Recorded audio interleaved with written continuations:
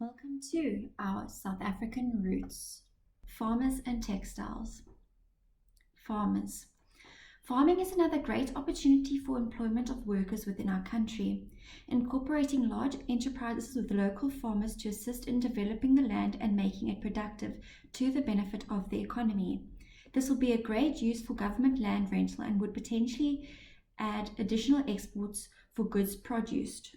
Currently in world news, various countries are gearing up for potential war and have asked their citizens to stock up for food shortages for a potential amount of time worth of 2 years worth of food for surviving.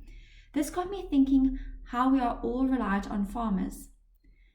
The idea of potentially not being able to go to the supermarket and simply fetch food, but having to grow it in the aftermath of a potential war when most of us are unable to keep a simple vegetable patch at the back of our gardens alive, made me think of the lack of support and praising that the farming industry has received as of late, where they are seemingly expendable, upset me.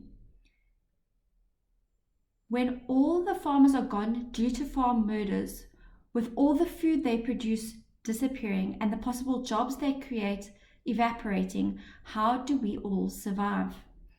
There's a lot of potential in farming, potential jobs and profits.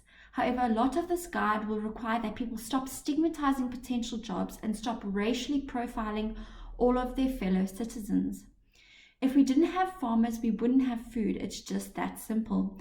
And there is an opportunity to expand if we have the ability to create safe environments for our farmers going forward. More farmers also means a potential reduction in food pricing, which all of us are currently complaining about how the pricing has skyrocketed in the recent months as our salaries remain stagnant. The textiles industry. With an increase in farming, a variety of textiles will be made available to the clothing industry. This gives these industries the ability to move into a stage whereby we import less raw materials and support locally made textiles more. Whether it be cotton, wool, leather or linen, various well-known clothing attire companies can have a proudly South African range supporting produce and locally farmed goods while creating jobs during the process. This range should be wearable and affordable but good quality, enticing consumers to consider where their materials are being sourced from and why we aren't supporting locally. A lot of clothing is imported and comes from overseas, starring whatever trends are happening there. For examples, we have the neutrals from America at present and the high fashion of the Parisians. However, we do not seem to have one store that sells clothing centered around a South African image. Shein has become increasingly popular due to the ease of buying and affordability.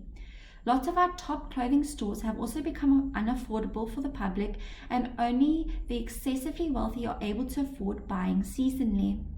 We used to be able to do yearly per season shopping. However, we now only buy limited items annually because of the overpricing. Having a proudly South African brand centered around a South African salary with colors that suit multiple skin tones would be a great feat. Some of the clothing in the stores at present are not very wearable, super fashionable but not functional, and made expressly for the ultra skinny, which is not the average body type within South Africa. I'm not saying clothing needs to be made or catered towards the excessively unhealthy, but medium-sized and modest is also a possibility. It has been a long time yet since I've heard of people going into the store and buying multiple items because they felt that a particular store had good range and styles in season, were affordable. The textile companies will be able to have branches within the Little Villages structure.